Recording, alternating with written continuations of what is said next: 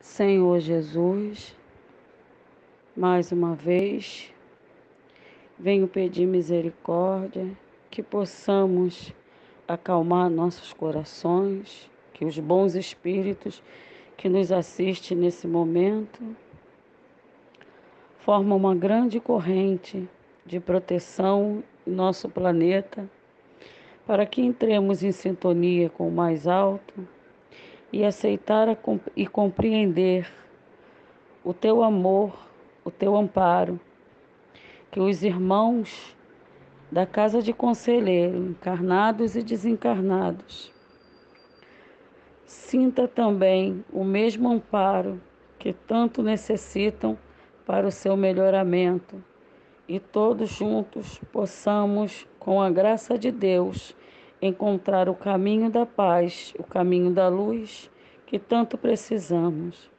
Boa noite, meus irmãos. Graças a Deus. Bem, meus irmãos, boa noite a todos. Agradecemos mais uma vez a Jesus pela oportunidade de aprendizado. Agradecemos a nossa irmã Regina Célia pela prece de abertura, preparando o nosso ambiente, harmonizando os nossos pensamentos, para que dessa forma possamos extrair as melhores lições possíveis do que vamos examinar aqui na noite de hoje. Rogamos também a conselheiro, nosso mentor, que nos ampare, para que nós possamos ser felizes nas reflexões que nós vamos ter aqui juntos. Bem, então hoje nós vamos prosseguir lá no estudo do capítulo 6 do Livro dos Espíritos, que trata da vida espírita, e hoje nós vamos examinar os itens 258 e 259, que trata da escolha das provas. Bem, lá no item 258, Kardec faz a seguinte pergunta aos espíritos: quando na erraticidade, antes de começar nova existência corporal, tem o espírito consciência e previsão do que lhe sucederá no curso da vida terrena? Notem, a pergunta de Kardec é se o espírito, no estado entre as encarnações, se ele teria consciência e previsão do que lhe aconteceria numa nova experiência. E os espíritos respondem o seguinte: que ele próprio, o espírito, escolhe o gênero de provas por que há de passar, e que nisso consistiria o seu livre-arbítrio. Na resposta que os espíritos dão a Kardec, eles colocam que o próprio espírito escolheria o gênero de provas, né? Então aí seria o primeiro ponto de reflexão que a gente tem. Quando ele diz que o espírito escolhe o gênero de provas, isso significa dizer que o espírito opta em linhas gerais por aquilo que há de acontecer com ele, né? Dentro desse espírito de consciência, ele diz que nisso consiste o livre-arbítrio do espírito. Então, nós precisamos refletir que nesse estado da erraticidade, antes de retomar uma nova existência física, já desligado do corpo físico e menos obscurecido pelas percepções e com os conhecimentos mais ampliados, a gente pode rever lá a pergunta de número 237 e 241 do Livro dos Espíritos. Os espíritos nos relatam que no estado de erraticidade, menos obscurecido pelas limitações da matéria, com a consciência mais ampliada, aí sim o espírito adquire maior consciência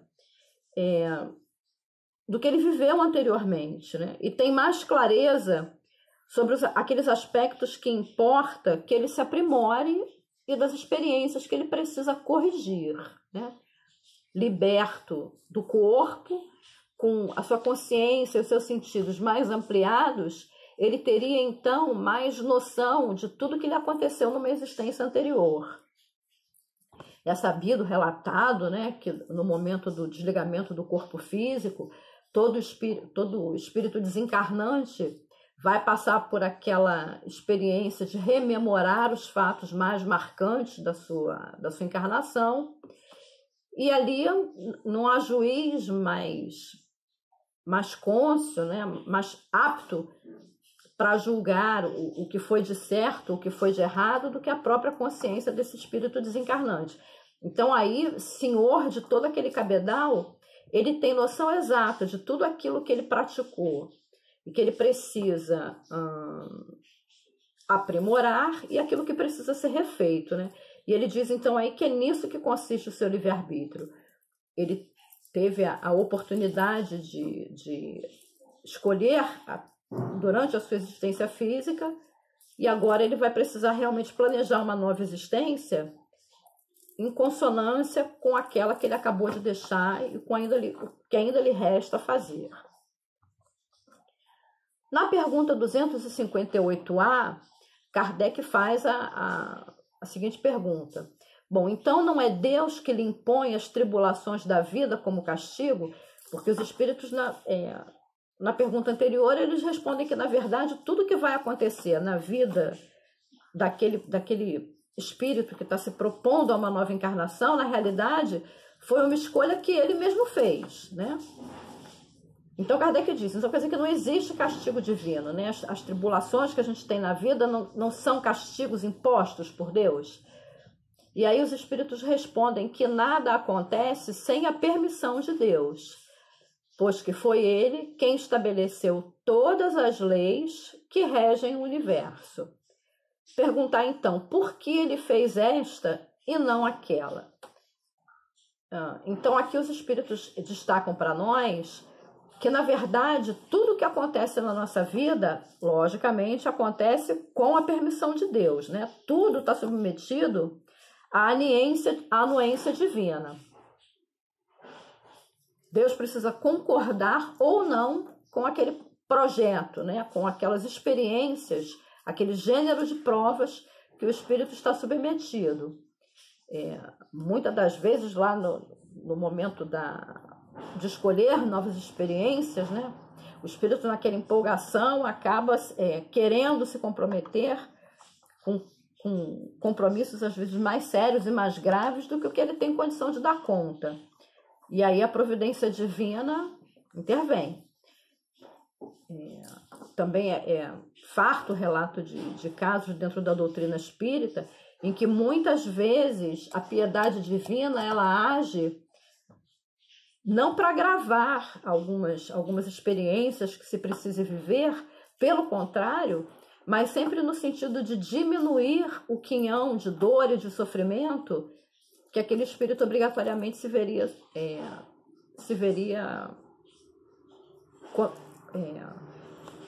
comprometido, né, a experienciar. Então a gente tem aí a questão da providência divina se manifestando sempre como um amor justo, né, propiciando com que aquele espírito resgate as suas faltas, mas sempre dentro da maior experiência de amor possível. Então, Deus nosso Pai nunca nos abandona, né? Principalmente nos momentos de dor e de sofrimento. E aí os espíritos prosseguem.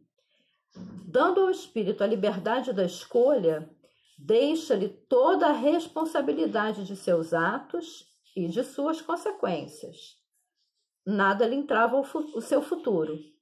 O caminho do bem se lhe abre, assim como o do mal. Então, quer dizer, todos nós temos os nossos caminhos, né, para que nós possamos escolher, tanto o do bem quanto o do mal. Se ele sucumbe, porém, resta-lhe uma consolação. É que nem tudo acabou para ele e que Deus, em sua bondade, deixa-o livre para recomeçar o que foi mal feito.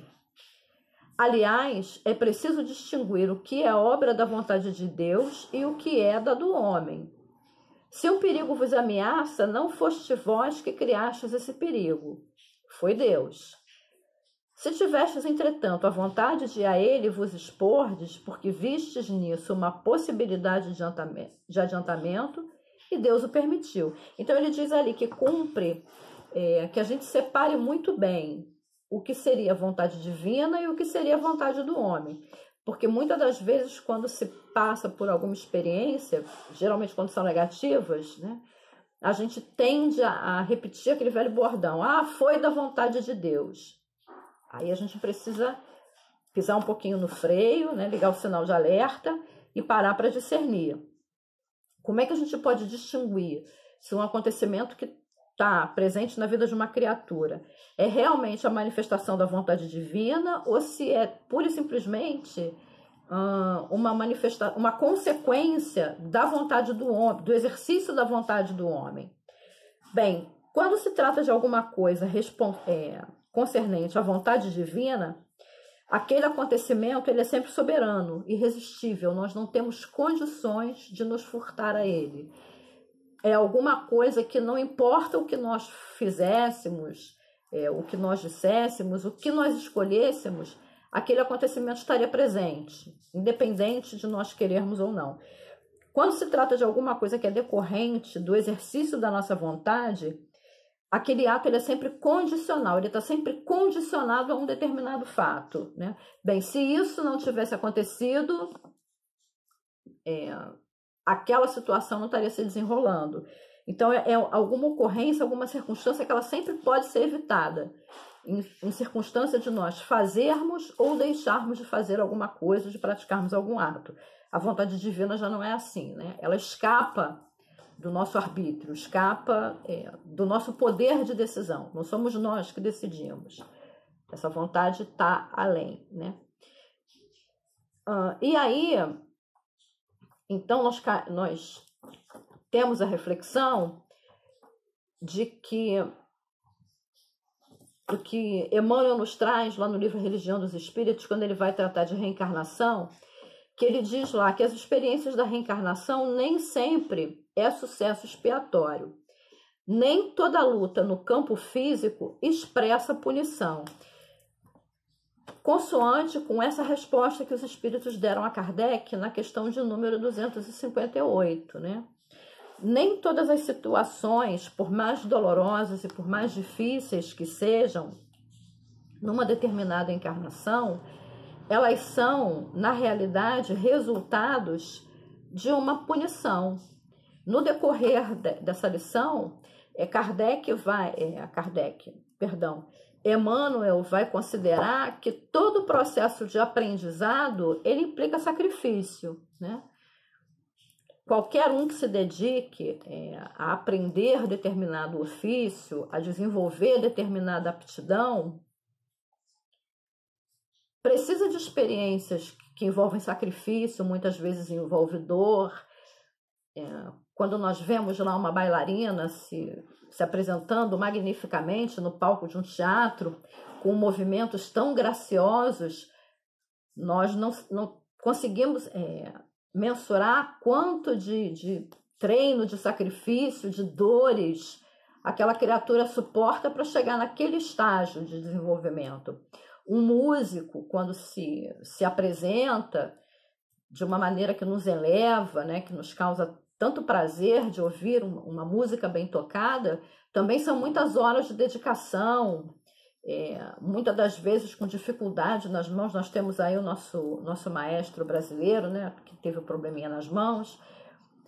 Como foi difícil para ele, quanto de sacrifício importou para desenvolver a arte daquela maneira, daquele ponto. Da mesma forma, todas as outras aptidões, todas elas são sempre desenvolvidas a custo de persistência, de sacrifício, de luta, muitas vezes de dor. Então, nem tudo é uma expiação. Muitas das vezes, aquelas dores que o espírito vai experimentar, ela está relacionada à aquisição de um determinado valor, né?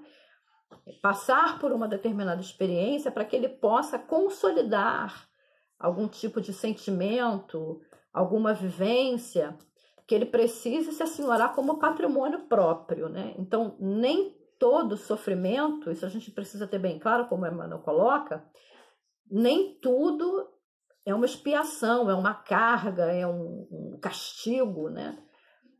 Aquilo pode ser um esforço de aprendizado do espírito dentro daquela determinada área.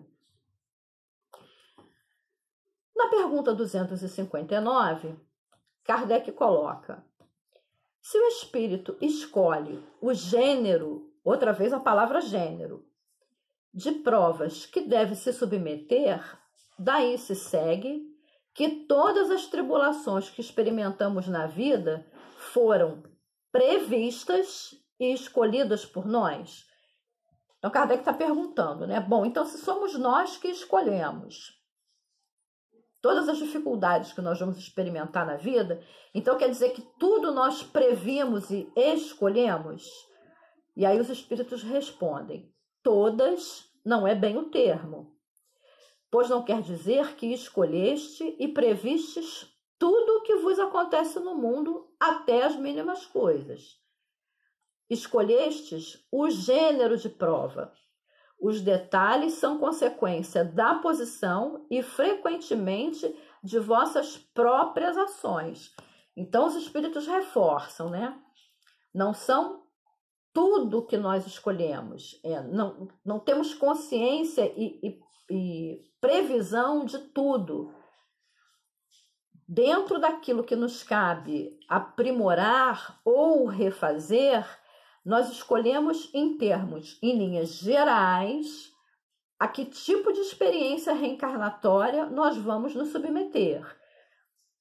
Então, se no estado de desligamento da matéria, no intervalo entre uma encarnação e outra, eu me percebo enquanto uma criatura que precisa consolidar a virtude da paciência, em linhas gerais, eu vou escolher, né, que preciso passar por determinadas experiências que me ajudem a consolidar a virtude da paciência. Bom, ninguém vai consolidar a virtude da paciência vivendo uma encarnação de monge tibetano, não é? Para que nós possamos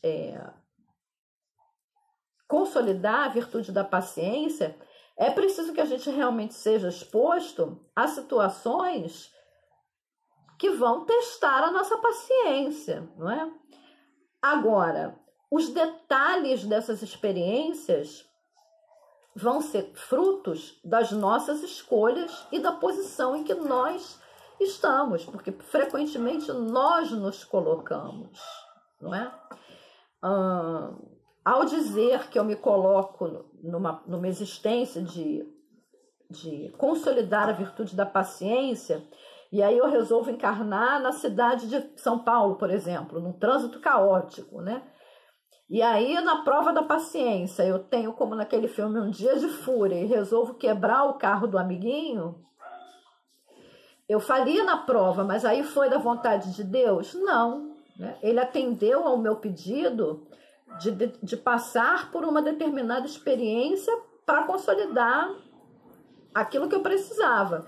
Mas a escolha de quebrar o carro do amiguinho foi minha, né? Eu teria opções, eu poderia ter colocado uma prece no rádio do meu carro, uma música que me ajude a me acalmar. Enfim, temos várias ferramentas para que a gente possa chegar ali ao objetivo que a gente se propõe, né? E ele continua: se o espírito quis renascer entre malfeitores, por exemplo, sabia a que se expunha, mas não cada um dos atos que viria a praticar, né? Então, ele quis nascer entre malfeitores. Ele sabe que ele vai estar submetido a algumas coisas. Ele está se expondo a determinadas situações, né? Mas não sabe de antemão cada um dos atos que vem a praticar. Esses atos são o efeito da sua vontade ou do seu livre-arbítrio. É ele que, no final das contas, é o espírito que vai ter a liberdade de escolher como conduzir aquela situação, né? De forma que ele vai conseguir realmente consolidar aquela experiência que ele precisa, ou se ele vai gerar mais comprometimento. O espírito sabe que, escolhendo tal caminho, terá tal gênero de luta a suportar. Sabe, portanto, a natureza das vicissitudes que encontrará, né?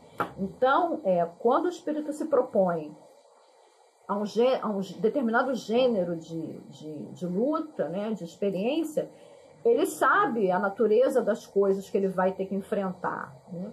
Agora, de que maneira ele vai enfrentar é sempre escolha dele, né?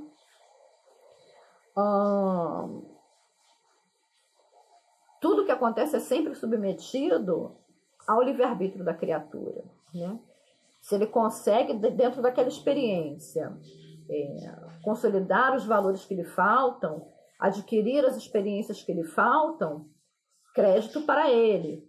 Se ele se compromete mais, e aí realmente ele vai precisar refazer algumas coisas, né? É aquilo que se coloca sempre. A semeadura é sempre livre, nós sempre temos liberdade de escolher que caminho tomar.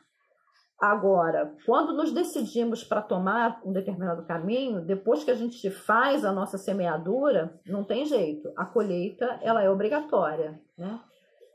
Se eu escolho o trajeto mais longo, não tem como eu querer chegar mais rápido, né? Se eu escolho o plantio de determinada fruta, não me é lícito querer esperar colher um fruto diferente, né?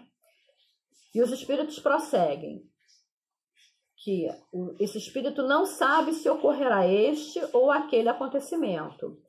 As particularidades se originam das circunstâncias e da força das coisas. Apenas os grandes acontecimentos, os que influem no destino, estão previstos. Se tomas um caminho cheio de sulcos, sabes que terás que tomar grandes precauções, porque tens probabilidade de cair. Mas não sabes em que lugar cairás, e pode acontecer que não caias, se fores bastante prudente. Se ao passares por uma rua, uma telha te cair na cabeça, não creias que estava escrito como vulgarmente se diz. Então, os espíritos reforçando aquela condição de que apenas, quando se escolhe um determinado gênero de prova, apenas aqueles acontecimentos marcantes, decisivos, né, estão previstos. O restante, cada espírito vai acomodando dentro das circunstâncias e dos cenários a que ele está submetido. Sobre isso, Emmanuel, ainda lá no livro Vinha de Luz, na lição 113, Emmanuel traz a seguinte colocação: cada homem possui com a existência uma série de estações e uma relação de dias estruturada em preciosos cálculos de probabilidades, né? Razoável se torna que o trabalhador aproveite a primavera da mocidade, o verão das forças físicas e o outono da reflexão para a grande viagem do inferior para o superior. Entretanto, a maioria aguarda o inverno da velhice ou o sofrimento irremediável na terra quando o ensejo do trabalho está findo. Então, Emmanuel coloca ali que todos nós, enquanto na experiência encarnatória, todos nós temos ali um número X de dias dentro das estações da infância, da juventude, da madureza, da velhice, dentro desses cálculos de probabilidades para agir dentro dessas estações, aproveitando cada uma delas. Só que o que acontece é que muitas das vezes nós só vamos pensar no caminho de volta, né? Nós só vamos acordar que nós vamos precisar mensurar os nossos atos e dar conta de tudo isso quando nós já estamos lá como ele diz lá, no inverno da velhice. Ora, todos nós sabemos que todos os frutos que a gente pretende colher, ele tem um tempo para tudo, né? Tem o tempo de semear, tem o tempo de adubar, ele vai crescer para que nós colhamos e depois as coisas vão entrar no ritmo de decesso natural. Com a vida física também é assim, né? Temos o nosso tempo biológico, nosso tempo para que possamos tomar as medidas, as atitudes que nós precisamos para que consigamos dar conta de realmente tudo aquilo que a gente se comprometeu quando viemos aqui para viver essa experiência. E se a gente deixa para fazer esse balanço, né, esse pensamento, já, como ele diz lá, no inverno da velhice, a gente vai ter problema, né? Ainda no livro Religião dos Espíritos, na lição chamada Renascimento, Emmanuel faz outro alerta também para nós nesse sentido, que ele diz: não aguardes o lance da morte para atender em ti mesmo a grande renovação. Isso está muito de acordo, traz muito à nossa lembrança a passagem evangélica de Jesus e Nicodemos, né? Quando Jesus dizia que importava nascer de novo da água e do Espírito, né? Talvez da água, se nós formos pensar aí como a questão do renascimento físico, a gente precisa esperar um período maior de tempo para que esse renascimento aconteça. Agora, do Espírito, nós podemos renascer todos os dias, né? Todos os dias nós podemos colocar em exame os nossos atos, medir as nossas atitudes, para que a gente saiba se realmente nós estamos seguindo aquele caminho que nós nos propusemos lá no momento de planejar a nossa reencarnação, ou se a gente está se afastando muito dele. Nós vimos ali na 259 que as linhas gerais estão traçadas, né? E a nossa consciência, de alguma forma, ela sempre guarda a lembrança dessas linhas gerais que foram escolhidas. Quando a gente se afasta muito disso, a consciência avisa. De alguma forma, a nossa consciência sempre nos avisa, né? Lá na pergunta 919 do Livro dos Espíritos, Kardec faz o seguinte questionamento. E quem vai responder? 919. Só um minutinho, que agora me deu aqui um branco. Santo Agostinho, pois é. Santo Agostinho que vai responder essa pergunta de Kardec, né? 919. Qual o meio prático mais eficaz para se melhorar nesta vida e resistir ao arrastamento do mal? Então, notem, melhorar nessa vida, para a gente não esperar chegar de novo lá na erraticidade para planejar uma encarnação futura, né? Para ter que colher lá as consequências do que nós estamos fazendo nessa experiência. E Santo Agostinho responde: um sábio da antiguidade vô-lo disse, conhece-te a ti mesmo. E depois, na subpergunta, ele dá a receita prática, né? Que todos os dias, antes de dormir, ele passava em revista todos os atos daquele dia. Se alguma coisa ele deixou de aproveitar, se alguma coisa ele fez que ele acha que pudesse ser feito melhor. Enfim, realmente fazer aquele exame de consciência diário para saber se ele estava no caminho certo ou se ele estava se afastando. Se a gente se habitua, né, a fazer esse exame diário, quando a gente se afasta de alguma maneira daquilo que nós nos propomos originalmente, fica mais fácil voltar para o rumo do que, como disse Emmanuel lá no Fonte Viva, se a gente deixa passar a estação, só vai fazer esse exame lá no inverno da velhice, né? A gente vai ter mais dificuldade para corrigir. Então, eu acho que a reflexão que falta, a reflexão que fica nessa noite de hoje para nós é isso, né? Para a gente estar sempre se questionando, sempre se examinando, se realmente nós estamos seguindo aquilo que nós nos propusemos ou se a gente está se afastando do caminho. Tudo são escolhas nossas, nós escolhemos a nossa dificuldade ou a nossa tranquilidade. A gente tem permissão de agir, a gente tem o auxílio divino, que está sempre aí nos auxiliando, sempre dentro do espírito de amor, a providência divina sempre atuando para minimizar o tanto possível as nossas dores, porque é algo que a mim particularmente não causa dúvida, né? Todas as dificuldades por quais nós passamos, elas não são nem 1/5 do que elas deveriam ser. Por mais amargas, duras, difíceis que sejam, se não fosse o amor e a providência divina atuando, eu certamente não daria conta, né? Então é algo que realmente a mim não causa dúvida. A providência e o amor divino estão sempre agindo a nosso favor, para nos auxiliar, nunca para nos castigar, como foi aquela pergunta de Kardec, e que muitas pessoas ainda colocam dessa forma, né? O castigo divino. Não existe, né? Um Deus que é amor infinito, que é justiça, que é amor, não age dessa forma.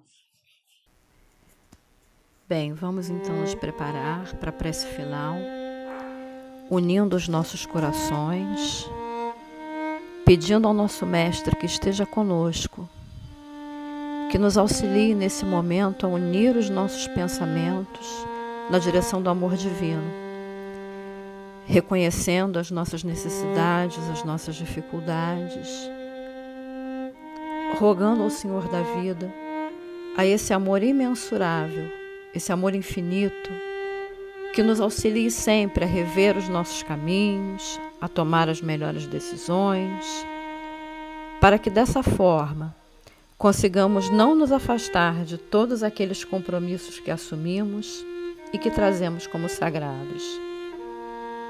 Fortalece, Senhor, a nossa vontade, ilumina o nosso entendimento, apazigua o nosso coração, para que possamos dessa forma fazer o trabalho que devemos realizar, colaborando uns com os outros, para que tudo flua dentro da lei de harmonia e de amor, que é o reflexo do teu pensamento.